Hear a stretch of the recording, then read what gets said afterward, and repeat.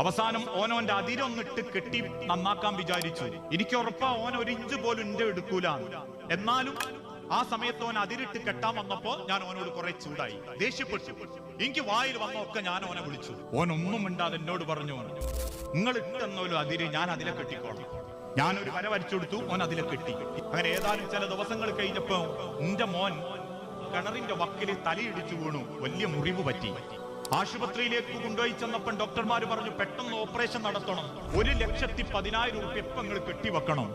എന്ത് ചെയ്യണം എന്നറിയാതെ ഞാൻ നാടൊട്ട് കോടി, ഒരു 5 രൂപ ഒരു മനുഷ്യനിക്ക് തരുന്നില്ല.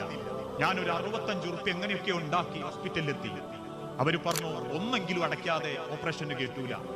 എന്ത് ചെയ്യണം എന്നറിയാതെ ഞാൻ ഇങ്ങനെ വെപ്രാളപ്പെട്ട് നിൽക്കുമ്പോ ഞാൻ തെറി പറഞ്ഞ എന്റെ അയൽവാസിയുണ്ട് മഗ്‌രിബിന് ശേഷം ഓടി വരുന്നു. ഓൻ എന്നെ നോക്കി സലാം പറഞ്ഞ് അകത്തേക്ക് കയറുമ്പോ പറഞ്ഞ്, പെണ്ണുങ്ങൾ ഇപ്പോഴാണ് എന്നോട് വിവരം പറഞ്ഞ്. അകത്ത് ചെന്നിന്റെ മോനെ കണ്ട് ഓനൊക്കെ ഒന്ന് ആശ്വസിപ്പിച്ചു.